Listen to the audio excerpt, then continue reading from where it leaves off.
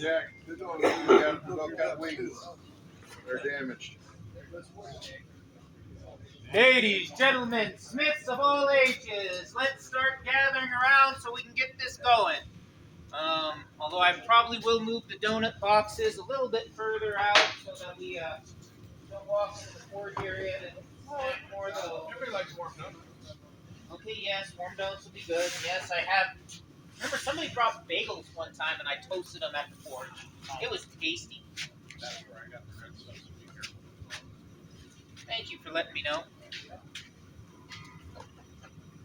All right, good morning.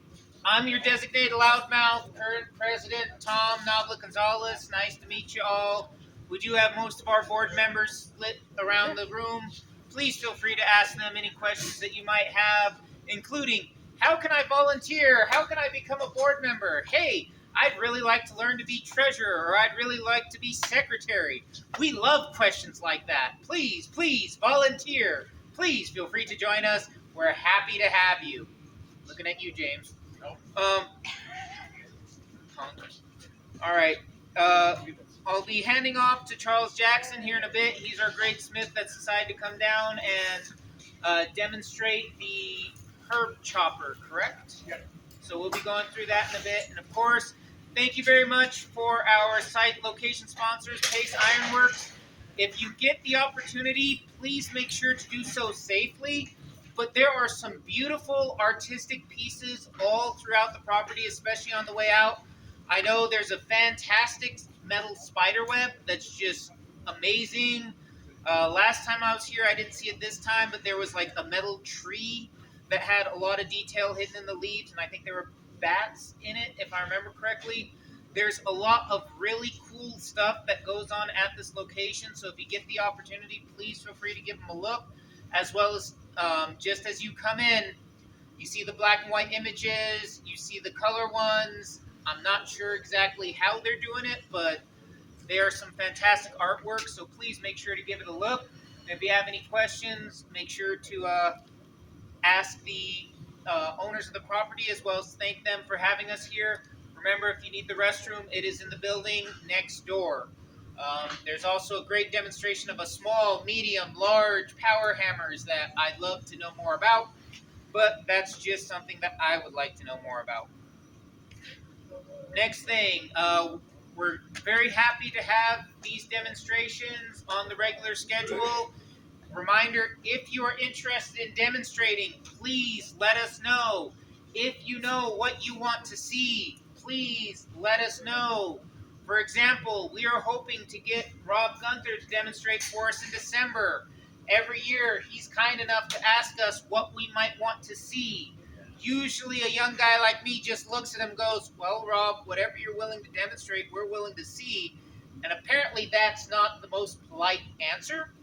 So if you've got ideas on what you would like him to demonstrate or what you would like us to bring here to demonstrate for you, please let us know so that we can try and make that happen. We also still have openings for the August demonstration and the October demonstration. So once again, if you have ideas on wanting to demonstrate, please feel free to let us know. The next demonstration, the month of June, it will not be the first weekend of the month.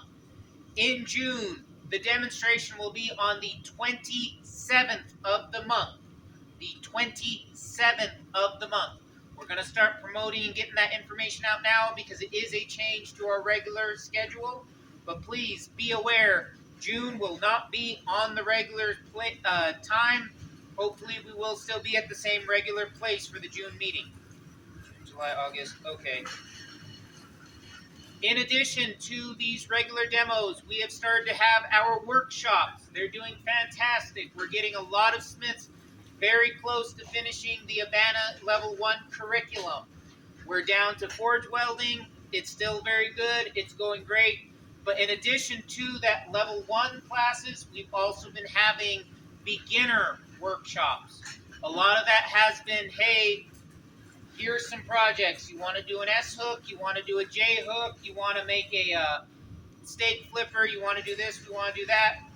that's what we have been doing. We are currently looking at shifting that to a more directed study and work focus.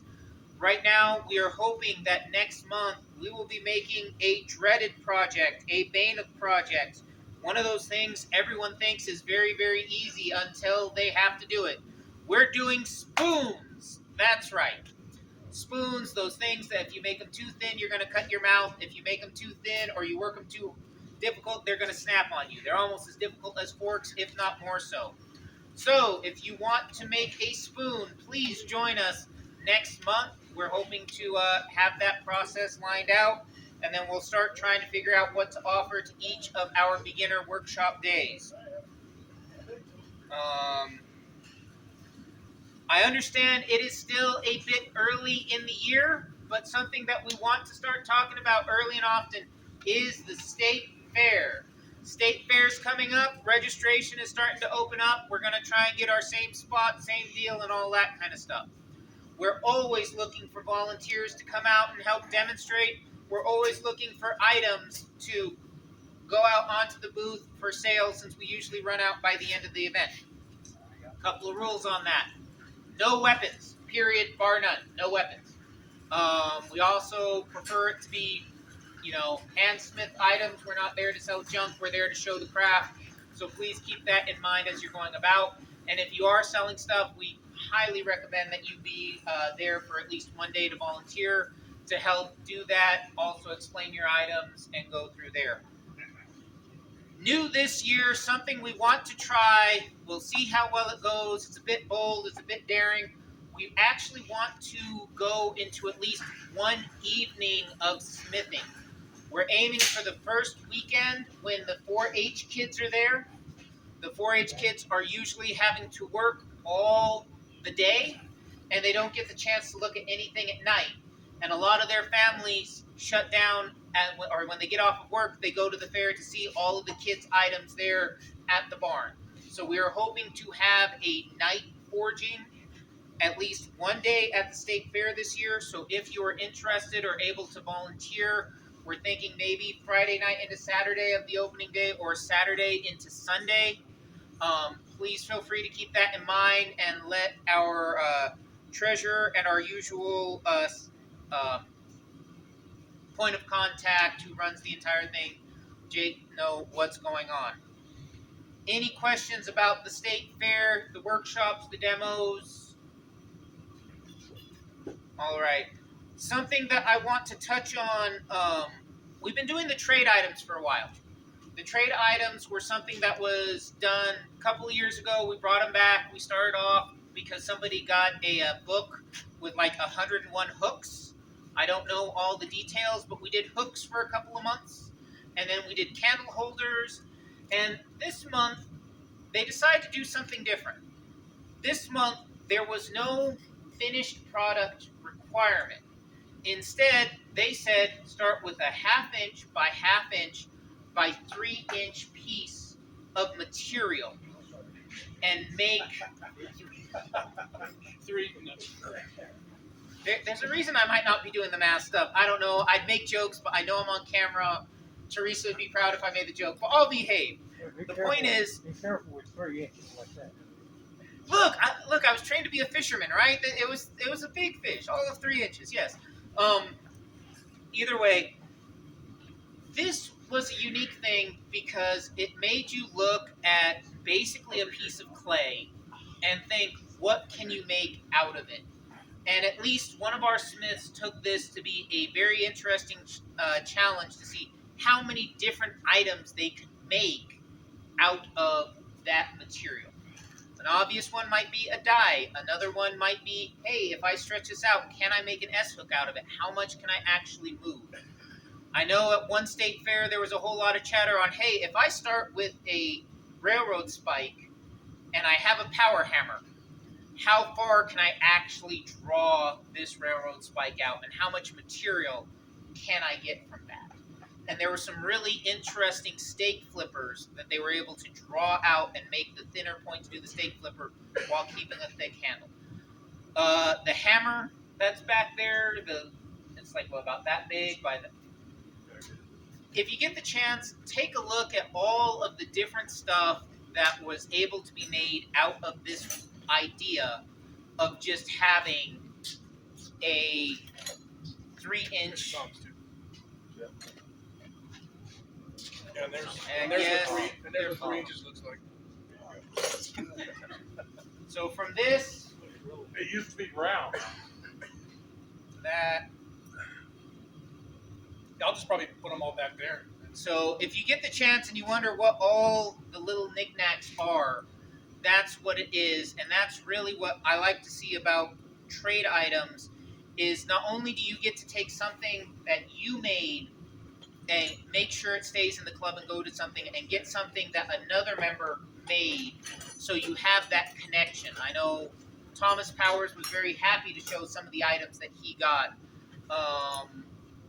I know I've got, not only have I won some stuff in Iron the Hat from, say, Rob Gunther, but there's different things. I know I got Jim Treadwell tongs out there that I'm just excited to have. It's good to have those connections to the club that you're able to trade off.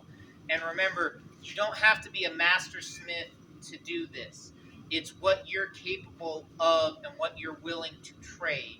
And that's the whole point, is to challenge yourself and then trade and walk away with the knowledge that you participated and you worked with it. So there's some great items there, and I just wanted to make sure to give some context into what's going on. And again, just like our demos, just like everything else, we'd like your feedback so that we know what can be done in trade items. I've seen cooking items, I've seen campfire items. I'm pretty sure I saw one year you guys did pizza cutters. And Thomas was excited about that because he wanted to take the pizza cutter and he wanted to do the Damascus head, and he wanted to flatten it a different way, and he needed an excuse. And doing the pizza cutter was his excuse to actually get off of his backside and actually make that happen. So please feel free to contact us. Let us know what your ideas are and how you would like to join or contribute. Please make sure your memberships are up to date. I'll be honest, I messed up. I missed paying my membership. I went online and I took care of it. Also, you can always talk to our treasurer about joining in, but please make sure to join our stuff so that we can keep this club going and pay our taxes and do all of the things that we need to do as a nonprofit organization. Any questions? I feel like I've been up here and talked way too much already today. All right. Once again, if you have any questions, feel free to talk to me or any of our board members. I'm going to hand it off to our kind and polite demonstrator. Let's do one thing before. Okay. You guys all knew Marvin Perkins. Did you know Marvin Perkins? He passed away about a month ago. I'm not sure when. Jack, I think. Jack. So I'd like to everybody recognize a moment of silence, prayer, or whatever you want to do for Marvin. Okay. Moment of silence for Marvin, for those of you who weren't able to see, who left us just a month ago.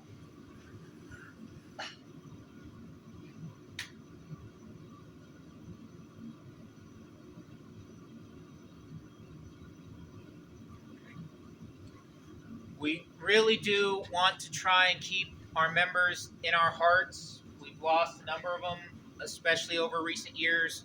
One of the biggest things about this craft is a lot of people see it as a dying or an art that's being lost, just for the attrition of those that have taken the time to actually learn it. And so one of our big goals is to try and keep the education going and try and encourage our younger smiths to join us and to continue to grow in their own ways and just keep the art going. So thank you for bringing that to our attention. And with that, I will hand it off.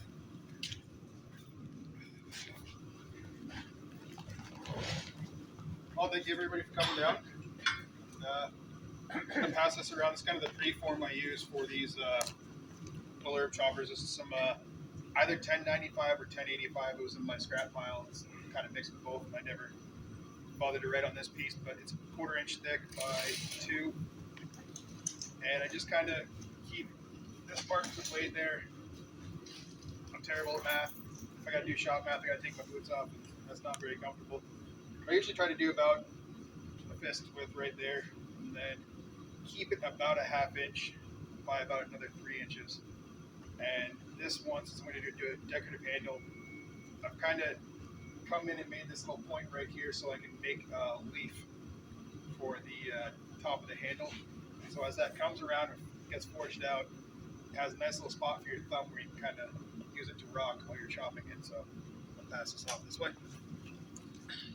And 1095 and 1085 is really quite forgiving for forging. It's a very simple alloy of just basically carbon and iron. It's got about 0.95 to 0.8% carbon in it, so it's just very simple, dead easy to heat treat with a forge in your eyeballs. Easy to move too. It doesn't take a lot of force like a lot of stainlesses or a lot of like complex alloys do, and it's something you can make without a kiln, and holds a great edge. It's spring steel. And just I don't know. It was when I started off making it, I probably made about 300 knives out of it, and every once in a while I like to go back to it just to kind of keep that, I guess, connection with where I started from. And makes a great blade. It rusts pretty easily, but if you take care of it, it does well. And that's the whole point of the ear chopper is I call them chili choppers because that's kind of what I use it for. It mainly is like if I throw a whole bit of chili and something while I'm cooking, or a bit of garlic. And cutting board about that big, so I try to keep it really about 3/4 of the width of the cutting board I'm selling it with, and you just kind of rock it back and forth and get a little mince going on with it. So, any questions on that at all? What are you calling it? I call them chili choppers just because that's how they sell better here. I had this kid's grandma come up and she was like, "Oh, it's a chili chopper." And I was like, "Yes, it is. That's what I'm going to call that from now on." And after I started calling them chili choppers, they actually started selling pretty well at all the markets I was doing. So, but good, real easy pattern to do. Not pretty niche blacksmith. I kind of worry about forging tapers going this way and tapers going that way. So we're going to forge taper mostly going down towards the cutting edge. And the reason why I like to use the 1/4 inch stock on this is it's not too thick, but it's thick enough where I can have some room to play around with, especially on the handle part. Only hard part with doing these one piece ones with the handle that comes back around is you can't isolate heat on them so much by like dunking in some water, because it will just crack right away. So you kind of got to do most of that work hot. And what I like to start off with is I like to start off doing the blade first. That way I know that that's all set, so I can do the handle and not to worry about messing with this part too much, and just worry about getting the ergonomics on it right. Calling it a day. How do you cut it to Oh, I just did it in an angle grinder. angle grinder? Yeah. And the little That's about it. point that you've got on the end, is that to help with the So go to end it, or? I'm going to make a leaf on the end of this, so that way it's I don't have to worry about forging it too much, and it's just already right there cut, and it saves me a little bit of time. And that way I can also kind of, as I'm forging out the taper on this part, I can keep in mind how much room I have left, and because I don't really have like a formula for any of this stuff. I just kind of go by, I guess, vibe, honestly. It's kind of rough proportions. I kind of like use my fist and kind of measure a lot of stuff out, because ultimately it's an ergonomic tool, or needs to be an ergonomic tool and a cutting tool at the same time. So you want to have it pretty functional. Yeah. Get that heat up.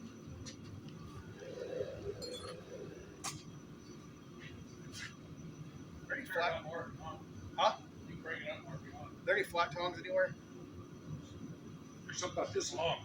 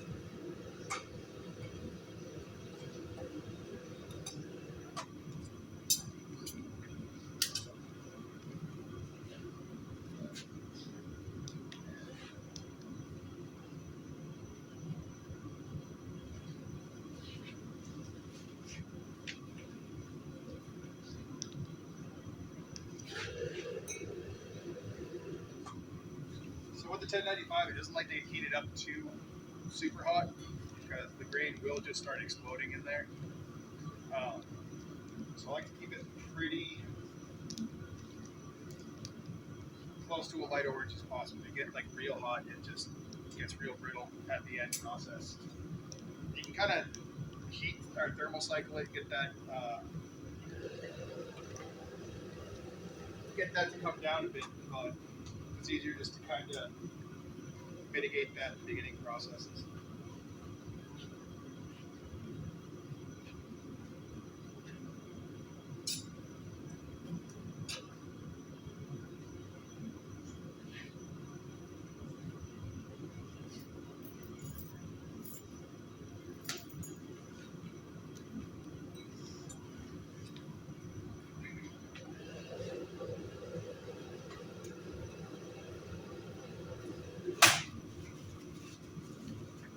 So I start off on the blade side with my rounding side of the hammer, just to kind of get an aggressive start to it.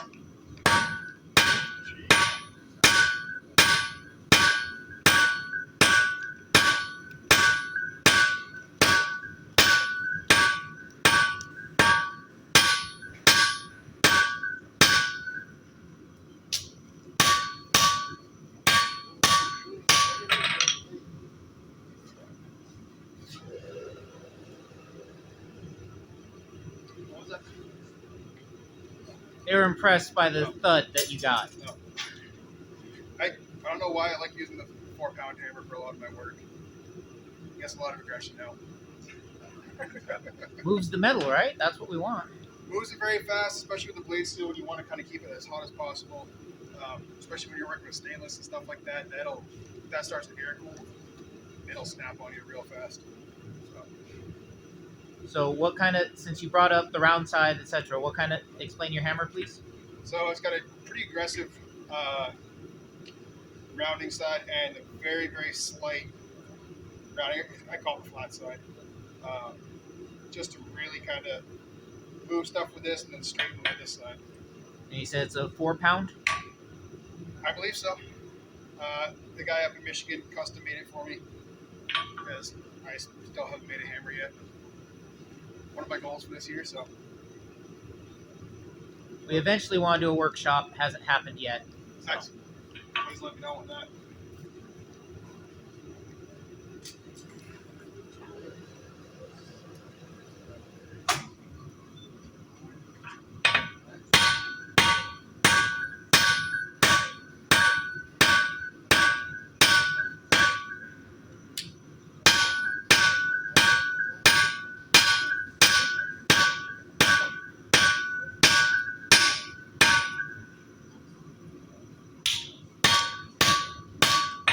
And the great thing about these is as you forge that cutting edge, it gets a nice little natural rock to it.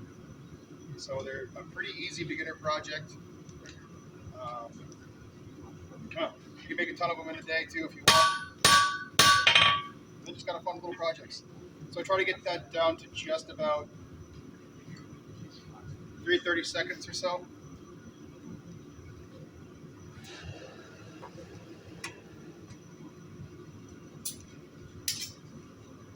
And I hate sitting at the grinding wheel, so I try to do as much forking as I possibly can on those bevels because grinding is just the dullest thing in the shop for me. What kind of grinder are you running at home? I got a couple different 2x72s. One's just direct drive wheel, and then the other one has more like that guy there. But they work.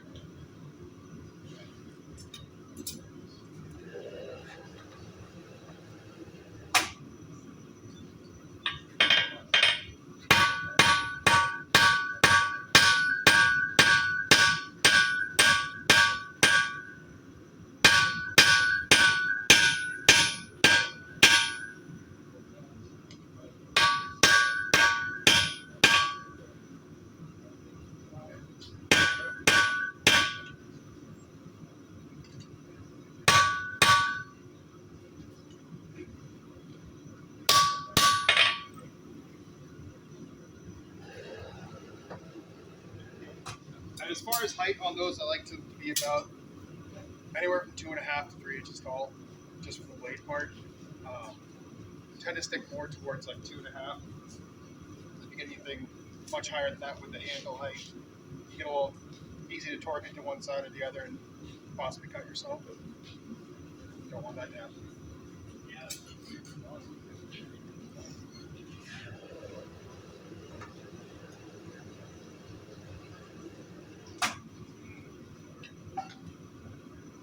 So once I get it down to about 1/8 of an inch, I'll come in with my flat side, just kind of work out some of those hammer marks.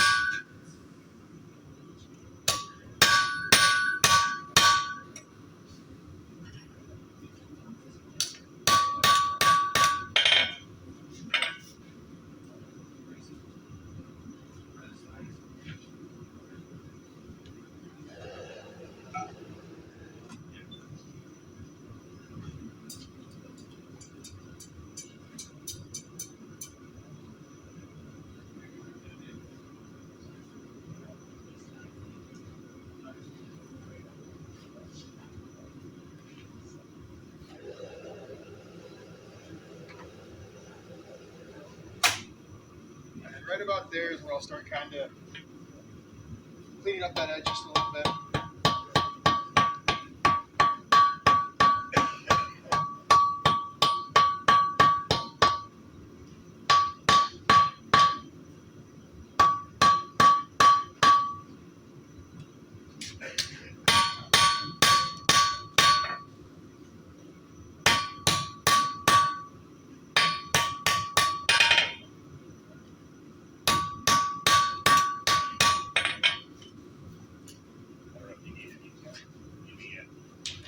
Oh, right on.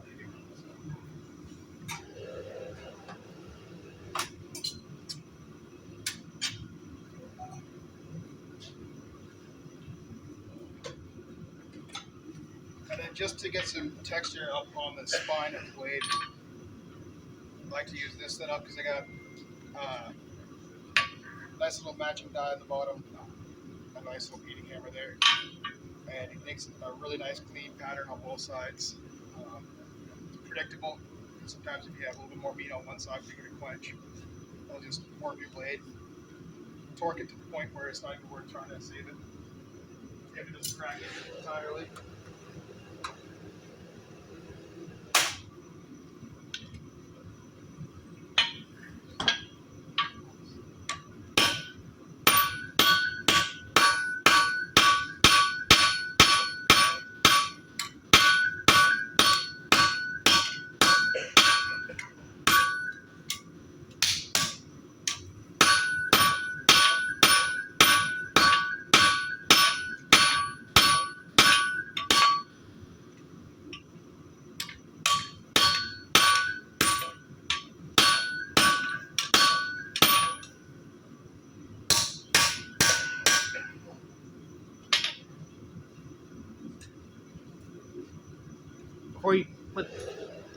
Can you show the texture just real quick to Yeah, since you said yeah, it's just adding in some of those little hammer marks right there. And I just like the texture. I also, like I said, I hate grinding, so I always try to leave that like forge marks on there with the hammer marks. And but the point of having those two matches so that pushes it equally on both sides. So that's when you were talking about avoiding the warping by yeah, having it that way. Okay. Now I'm tracking. Did you say it was 1095 you're using? it's either 1095 or 1085. I got one scrap bucket for all of it, for both those. I think I have 1075 there too, but I haven't used that for a long time.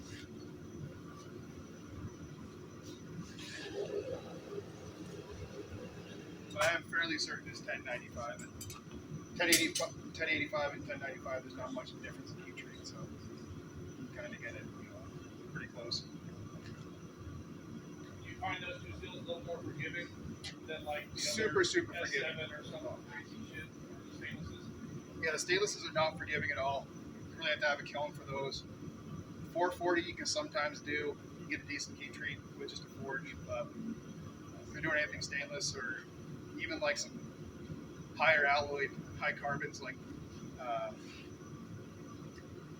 5160 can kind of get a little tricky. W2 is real finicky, even though it's not too far off from 1095. 4140 that you haven't made it. I haven't done anything out of 4140. I got a little tiny chunk somewhere in the shop. Like Nitro V, CPM 14. I can't remember all the designations of it all. But yeah, those higher alloy stuff are just kind of a pain in the butt. So if you're going to do anything just with the forge in your eyeballs, I would say stick to the 10 series. Even like the 1040 and stuff like that makes great hammers apparently. I've done a couple of accents out of the 1040. And for anything like shock absorber, I really like that. And 80 CRV2 if you're making like big, heavy duty knives, I like that a lot. It's really forgiving. And it's a forgiving heat treat on it too.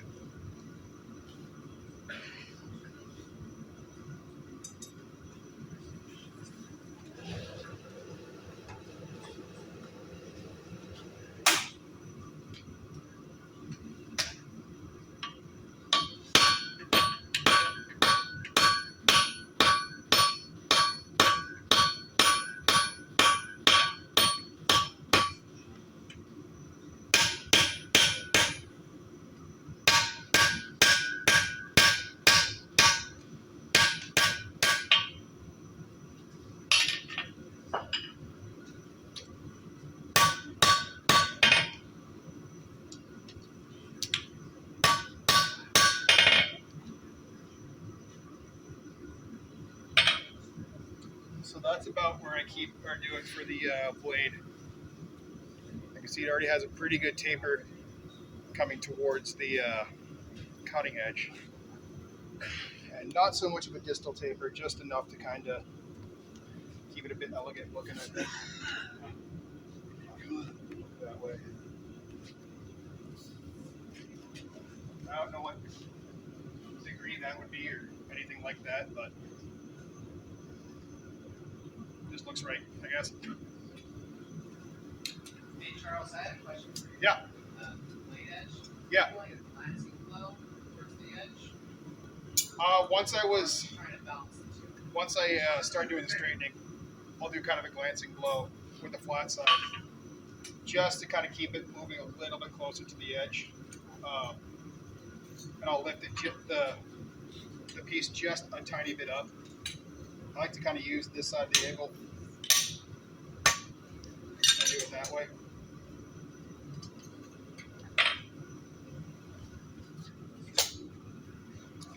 Now is on to the handle.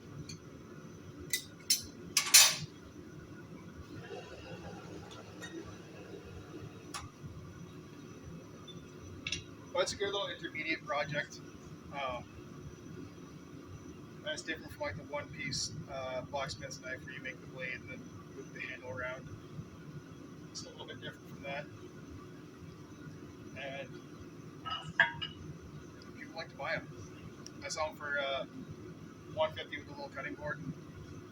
I mean, they only take about an hour total, even with the cutting board. So use my neighbor's wood shop and make like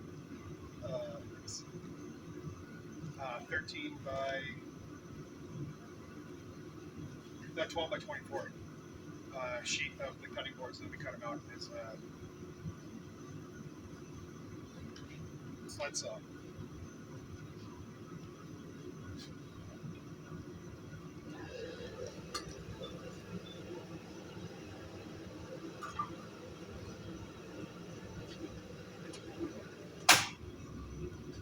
And so I'll start off with these by kind of starting to isolate that leaf just a little bit so I can get a bit of a taper going towards the handle.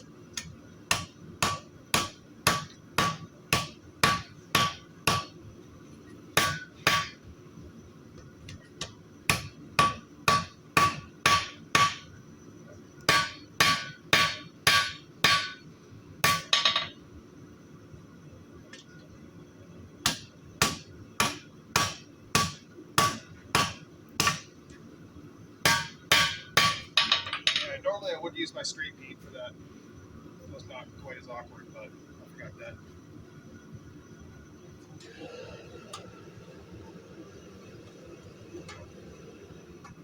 And so for the handle from the heel, I'll kind of start off a bit thicker and taper that into that leaf. I just get that tapered out the way I want it and the length I want it, and then I'll start worrying about curling it over and orienting that little leaf where it's a nice little divot for your thumb.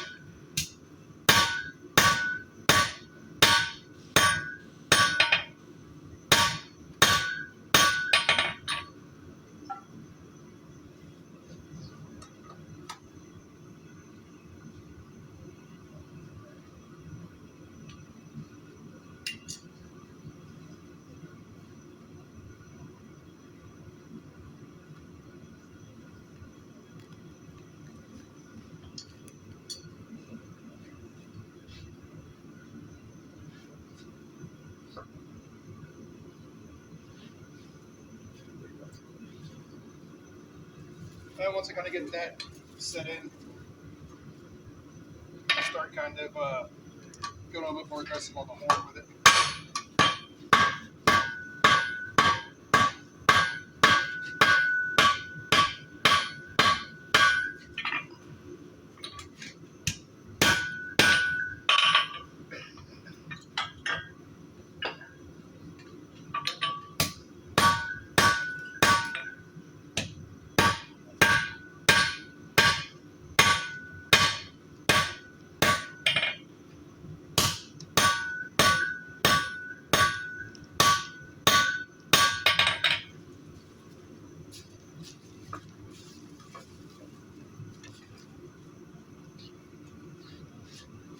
I don't professionally get enough chances to do a lot of tapers like that, so they get a little ugly on me. But I'm trying to finish them up. Make it look a little bit nicer.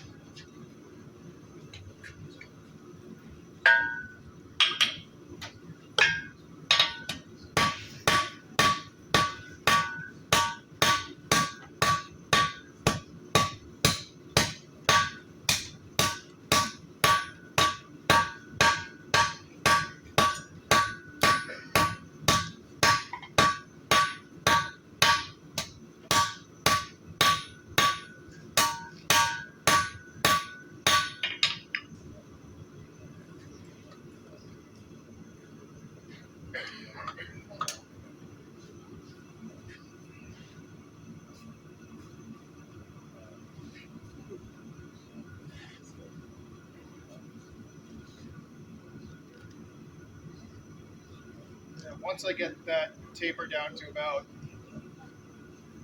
1.25, 1.5 times the length of the blade, is when I'll start refining that shape so I can bend it over and curl it up over to make the handle.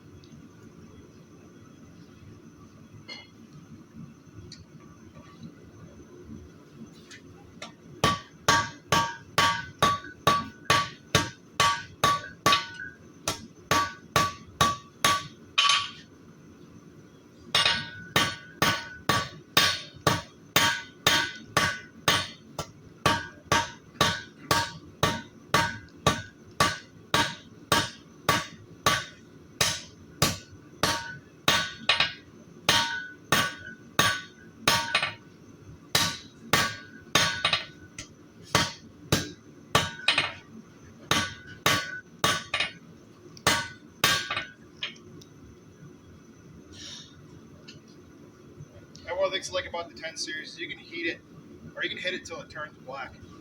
And even then, so without having it break apart on you, which is nice, and you do a lot of planishing work in between heats.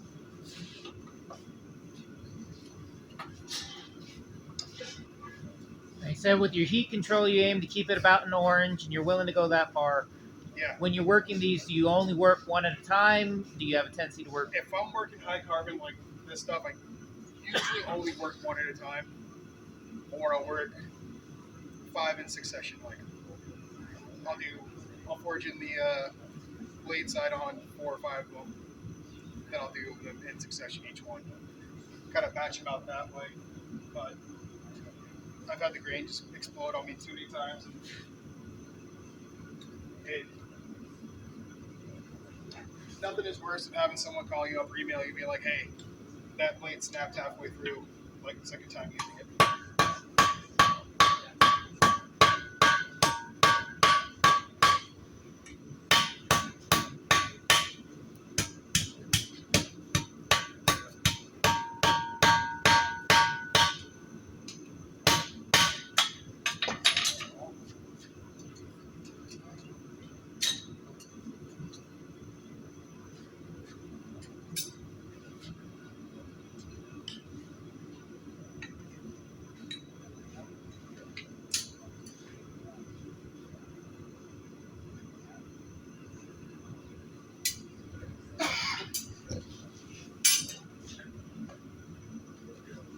And then one of the things I like to do on these right at the heel, I'll take the cross bead and just kind of round that in, almost splay it out a little bit, just so there's a little bit of a smoother transition.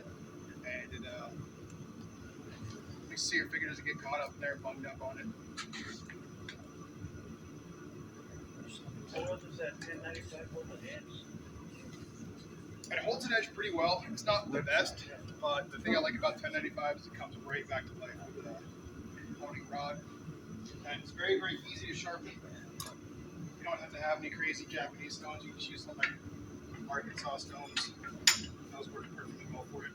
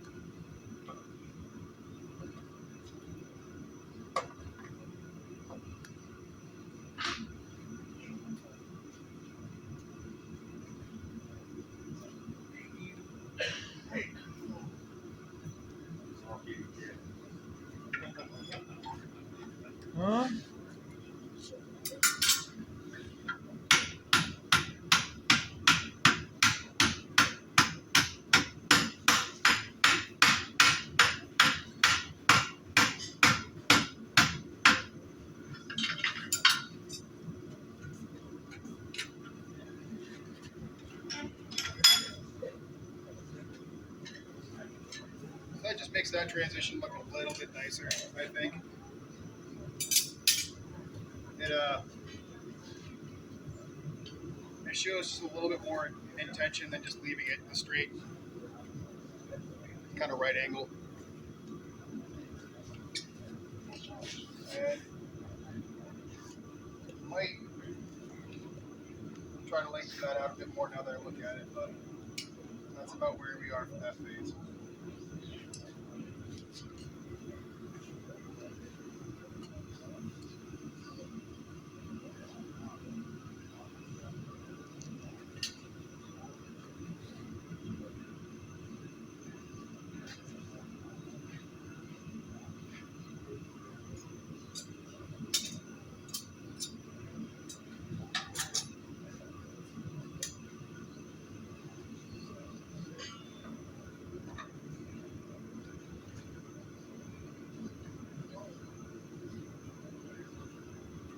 And so with that, you always get a little bit of deformation on that other side, so I always try to come back in with a flat and just smooth that transition back out a bit.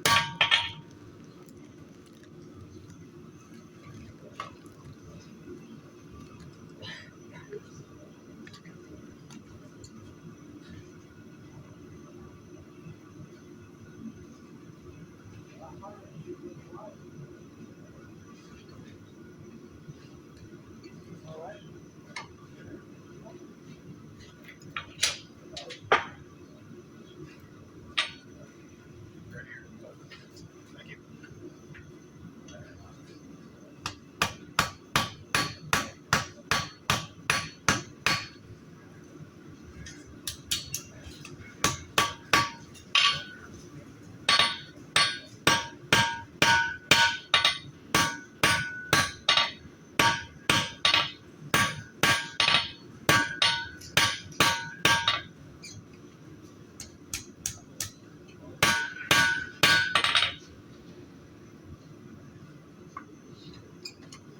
Then it's just refining the shape from there for the get that taper nice, knocking the corners off because it is a hand tool. You don't want to have it any real hot spots on it.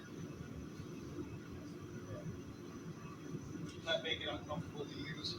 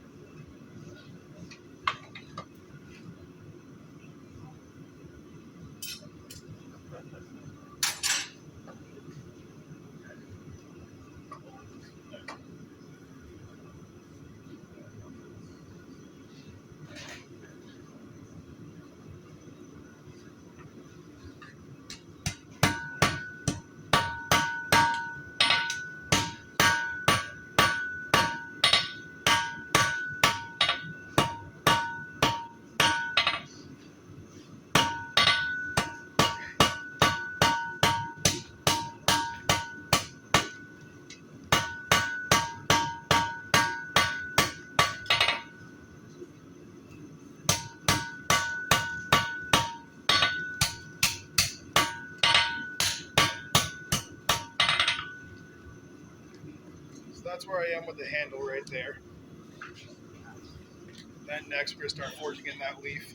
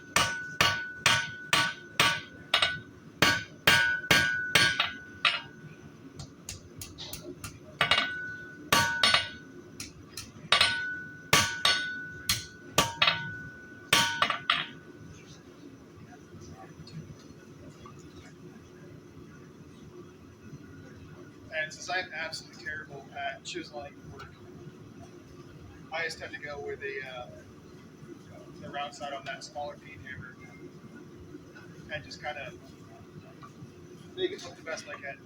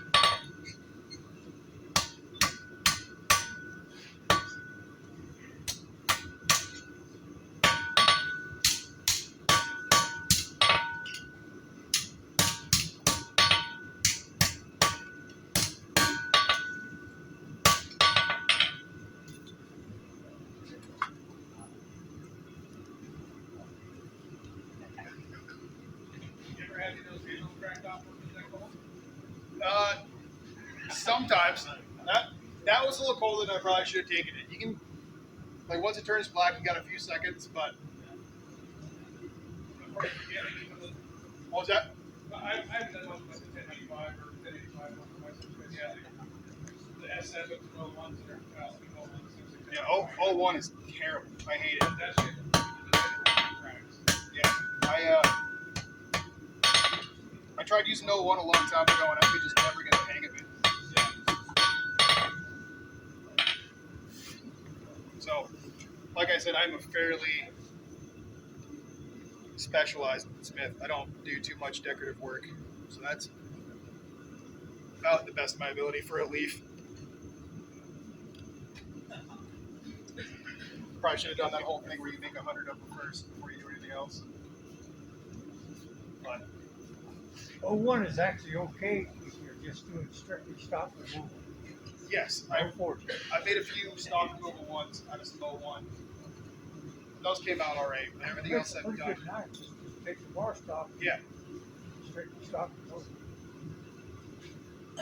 And I think I know like a lot of the old machinists love 01 for like cutting tips and stuff like that too.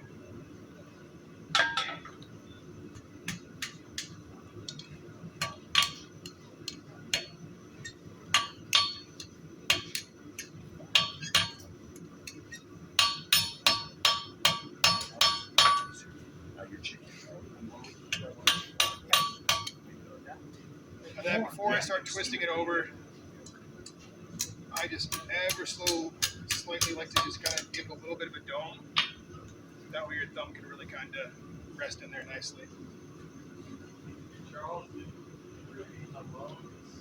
I do. I really like, I've been working with a lot of W2 lately. And I've found, as far as the clay that I really like to use for that, I like to use Satanite. Mixed with a bunch of iron filings. I just get off the bottom of my catch bucket for my 2x72. And sometimes it has some wood in there too, but not bad. And then, oh, there we go the other way.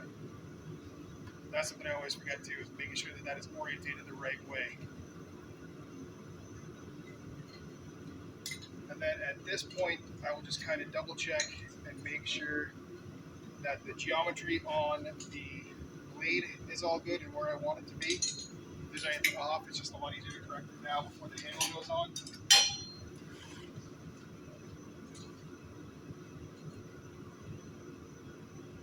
Nice to do that kind of by looking down all the way. A little bit of a twist in it here. Otherwise, that's pretty good.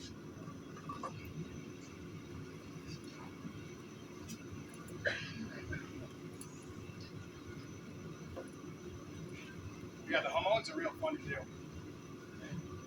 So are you using the iron filings to insulate? Remote? Is that what you use it for? I was told by someone on a Reddit post that it helps with the adhesion towards the blade for some reason. It's like an old Japanese thing. I don't understand how you use it with your iron filings. Oh, I just literally go into my catchment bucket for my belt grinder, and I just take those, dry them out for a couple of days, mix that in with a Satanite, and use that to bond them together. What was that? It'll work.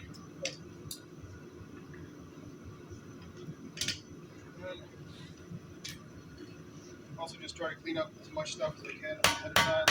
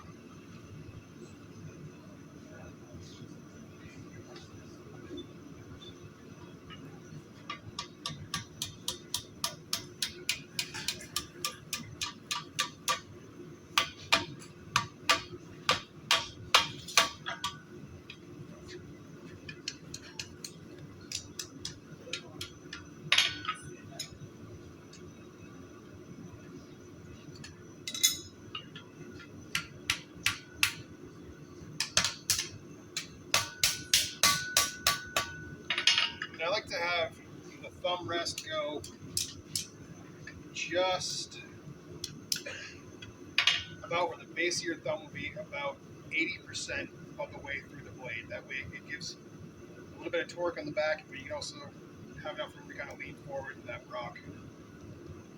So that's about right where that is.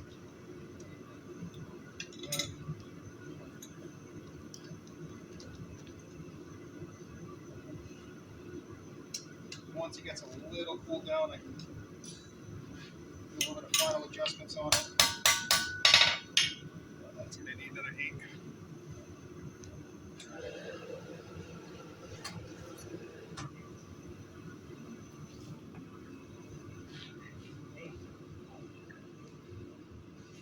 And then for the thermal cycling on it, I like to get it pretty gas full pretty low, so that way I have a lot of control over it and it doesn't get too hot. Basically, I do an orange, a dull cherry, and then just to where the slightest bit of color is kind of happening. And I will just cool the black in between each one. Some people say you got to cool it down all the way to room temp. I have done it on both ways, and I haven't noticed any difference doing it just cooling it to black versus cooling all the way to room temp.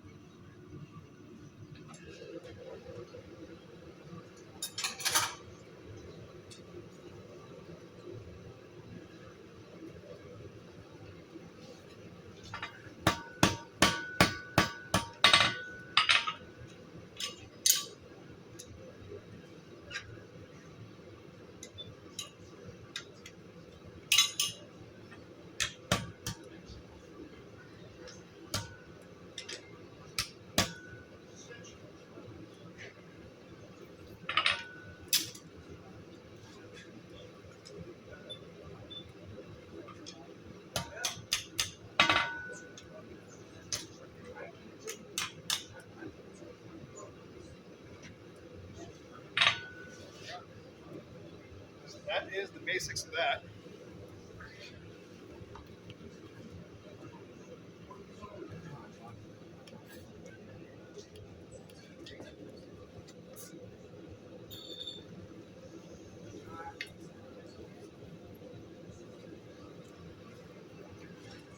And then usually on the first thermal cycling, I'll throw my touch mark on while it's kind of cooling down a little bit, just to save a bit of time.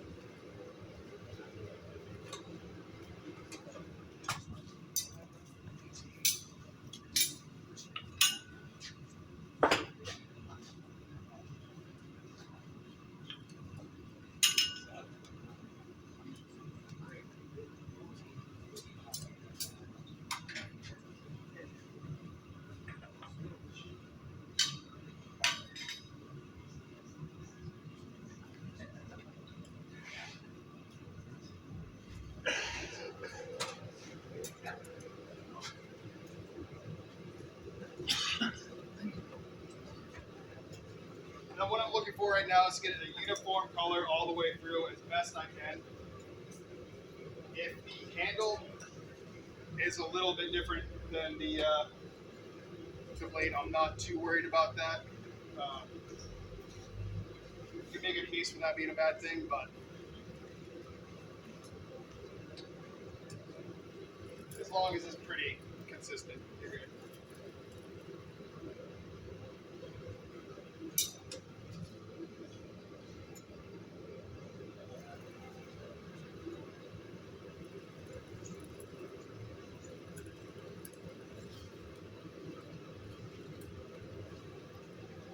And you can't really see it from here, but I have it resting right on the lip of this to where the blade is facing towards the hot spot and just kind of letting that heat slowly creep up to the spine.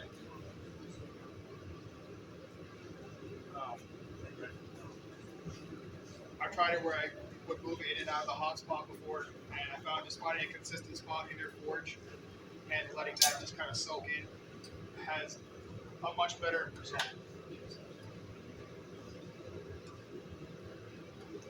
So that's about the color I like to take it to.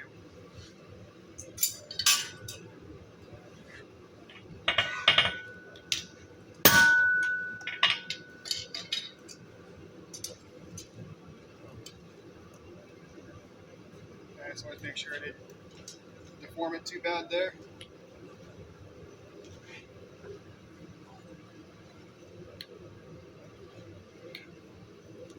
And said you had some heating or quenching oil.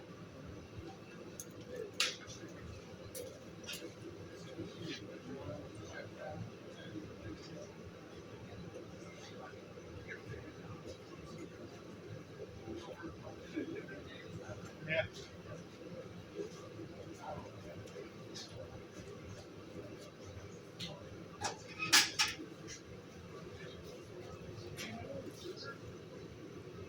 So that's about where I take it for the first one. I'll just let that cool black.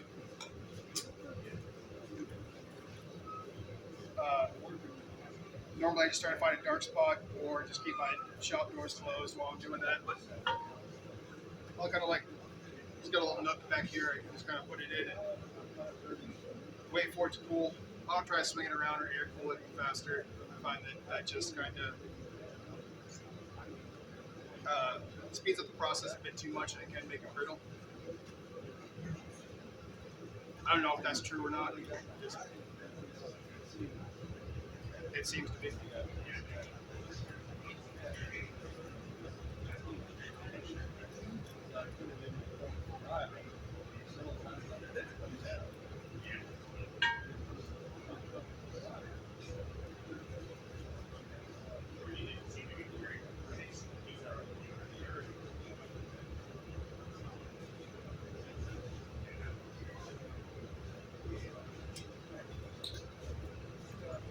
The aim of the thermal reduction is to reduce any of that grain growth that we might have introduced during the forging process.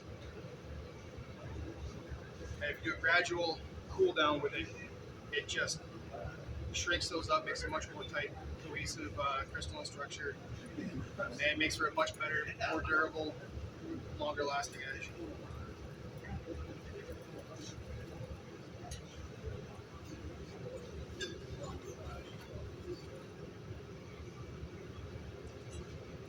Charles, Johnson, I do one normalization. Sorry, thank you about that. I do the normalization when I do my stamp. I get that up to a bright orange, and I've had mixed results sometimes. Like with the W2, I find like a double normalization works better. The 10 series, I find a single works just as well.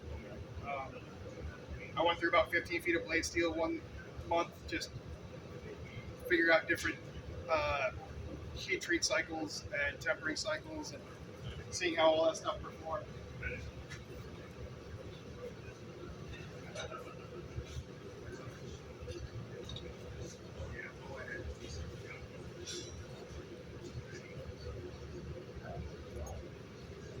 And that's about where I'll take it for the second thermal cycle. Just a dull cherry. When you say you went through about 15 feet, is it because you forged them out about what you wanted and then tested them, or how'd you do the? I got a bunch of 1x4 scrap from my blade supplier. I was like, if you have any offcuts, just send it to me. And I just messed around with different heat treatment processes and figured out what works for my setup. Just by getting it treated and then trying to Yeah. snap it, kind of thing. Okay. You got to snap it, hit it with a hammer to see how that would deform anything.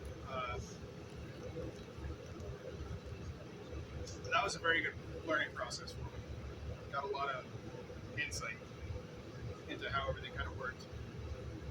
And luckily, one of my very good friends just got her PhD in metallurgy, so I can call her up and be like, hey, explain this to me like I'm an idiot.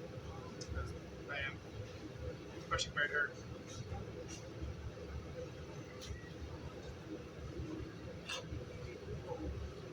And then for this last one, I just barely get any color on it.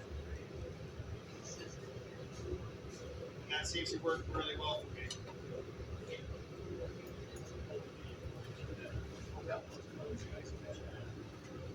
Why don't you guys do a pretty bright orange?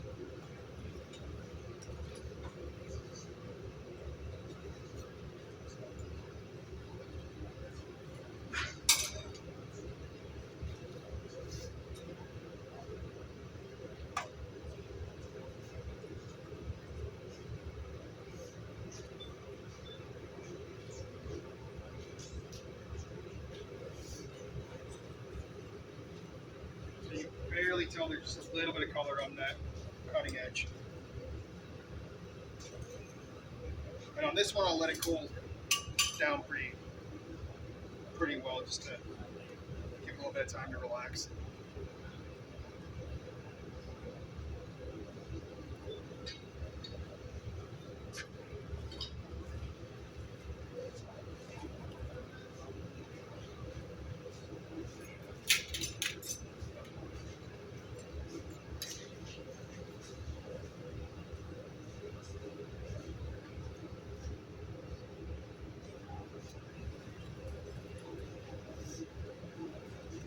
I'll try to get it down to 400 or 500 before I actually go into the final heat for the quench. I just gotta speed that process up by letting the animal kind of suck some of that heat out.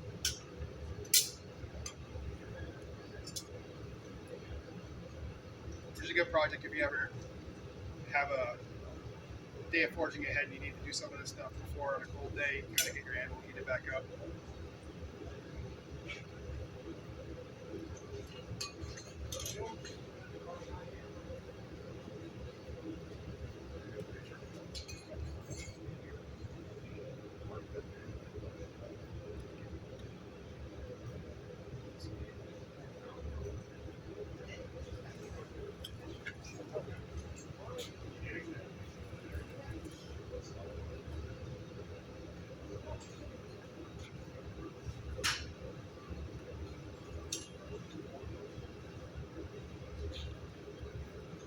So like once I can kind of hold my hand about an inch away for about 4 or 5 seconds, that's kind of when it might be 400 degrees, it might be 500, I don't know what it is. That's just kind of the gauge I use. I do everything really, really low tech.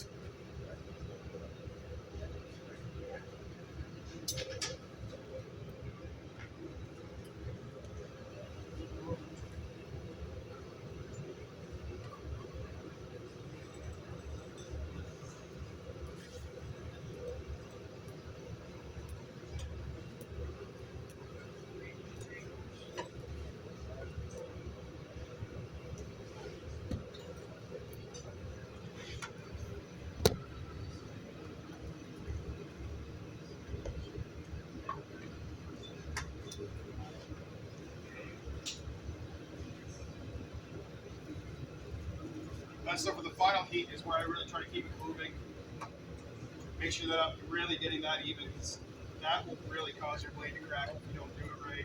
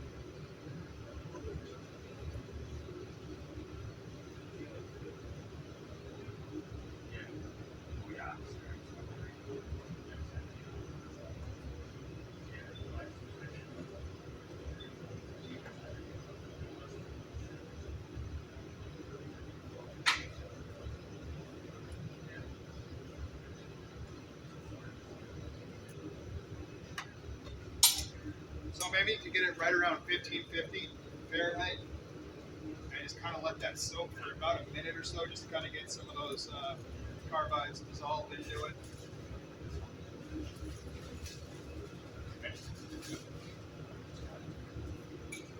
And one of the things I do like about the 1095 is you can go a little bit lower on your final quench,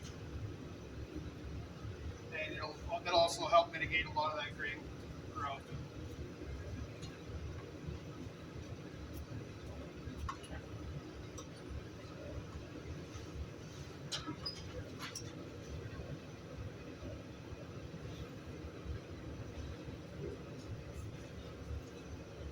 Which I think we'll do that today, just because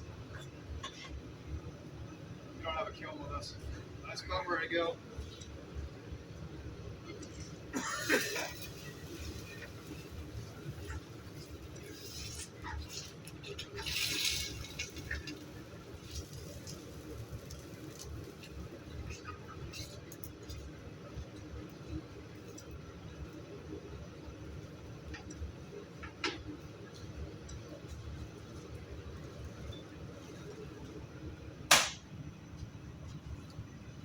Did not hear any cracks, so that's good.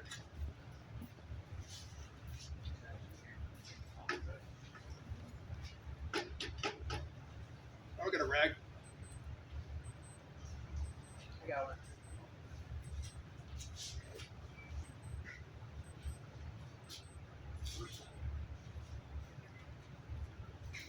Just trying to get some of. Smithy rack. You're just trying to get some of that luck to claim that iron in the hat, aren't you?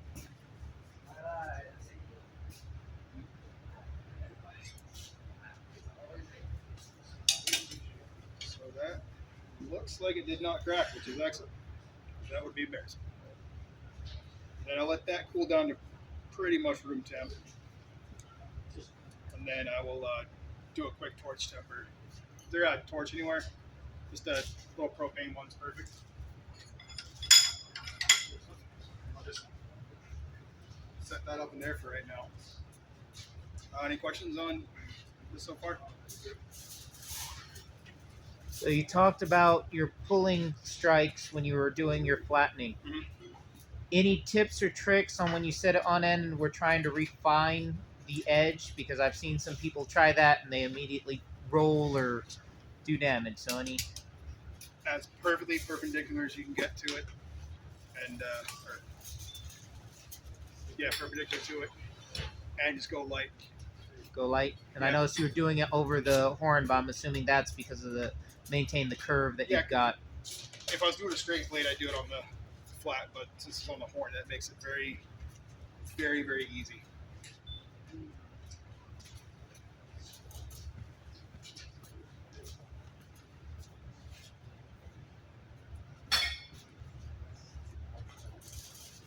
Any advice on positioning when you were doing some of your? Because it knows when you're doing the big movement, of course, you're over the sweet spot of the anvil to get that. But there were some times where you moved up to the top corner to try and take advantage of the triangle. Any advice or guidance on refining the edge on where you work on the anvil to get what you need? Figure out what works for you. For me, it kind of works up here or holding it. I have my anvil set up reverse, so I have a horn on my right side and the rounded edge facing me. So, especially like a rounded edge stuff, I'll kind of come up this way and do it. I do a lot of like the refined work up here towards the shelf, and that just seems to work for me. I mean, I think yes, 10 Smiths how to do something, you're probably going to get 10 different answers. Which is why we're working on asking 10 Smiths to see what they. Right on. That way people know whatever works is how it works. Yes. That's kind of the beauty of it all. There's no one way to do it. Everybody's got their own little method. Then I also did bring my electric whetstone so I can show how I put edges on things. A bit more refined.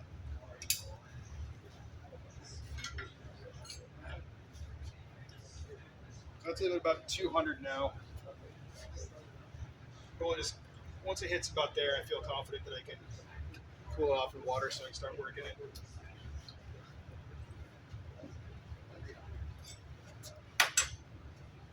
And then I'll go to my 2x72 and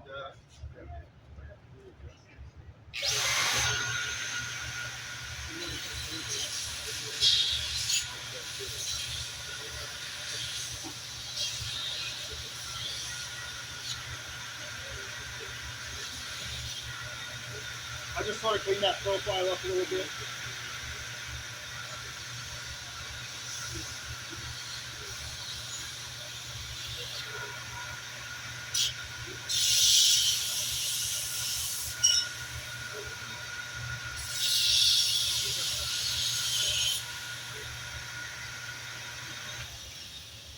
And then I'll go into kind of what I call a window, so I can see the tempering colors on there.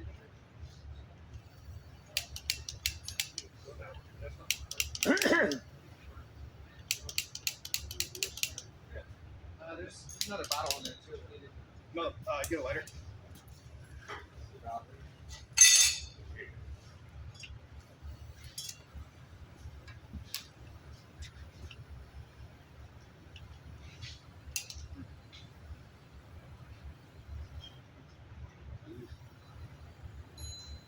That's unfortunate.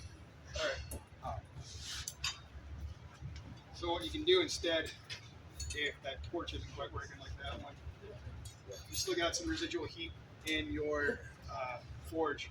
You just kind of leave it in there and just pull it out every couple of seconds to kind of check and make sure that that tempering doesn't get overdone. You can also do that with like another hot piece of metal. And just kind of rub that on the spine, or like even sandwich it between two pieces of metal. I've got a little piece of two sides of angle iron welded to each other with about a half-inch gap in between. I'll get that red hot sometimes. Do it.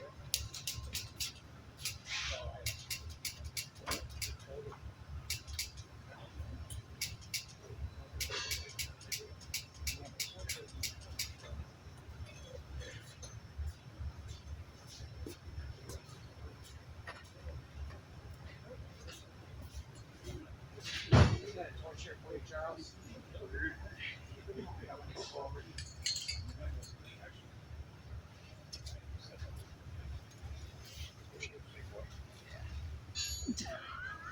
Watch out, Dave.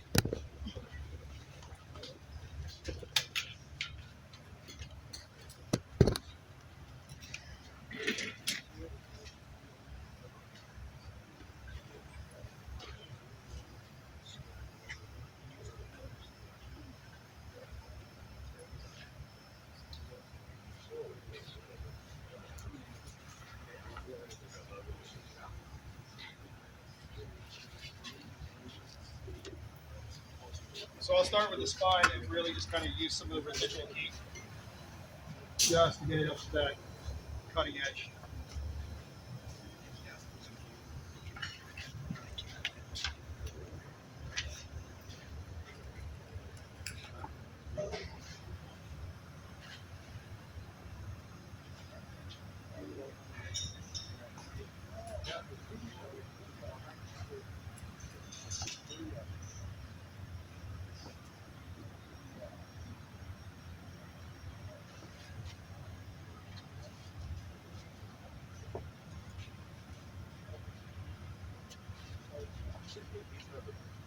I'll just stop every few seconds to make sure that heat's not creeping up too fast.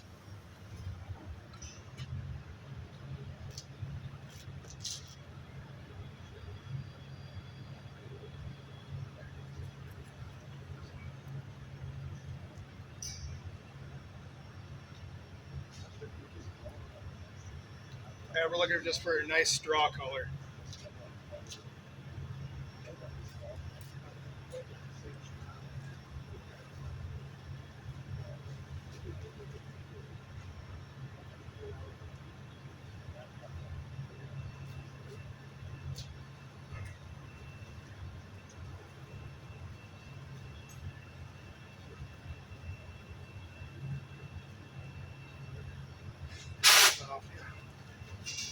Thank you.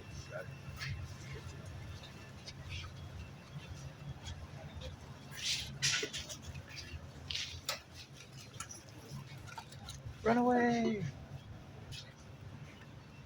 All right.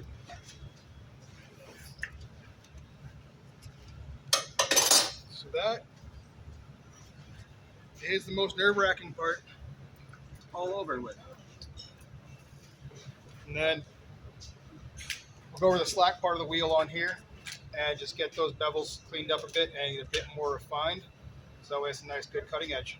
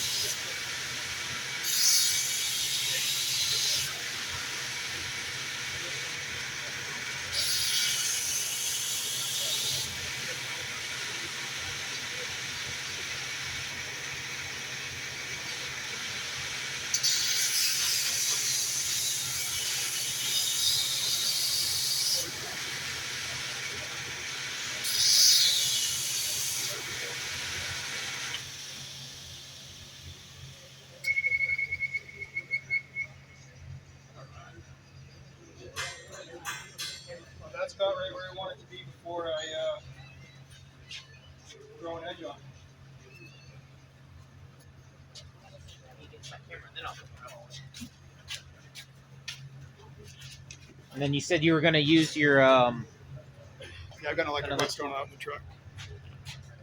So, thank you. I want to pass that around. Hey, Jack. Oh, good to see you.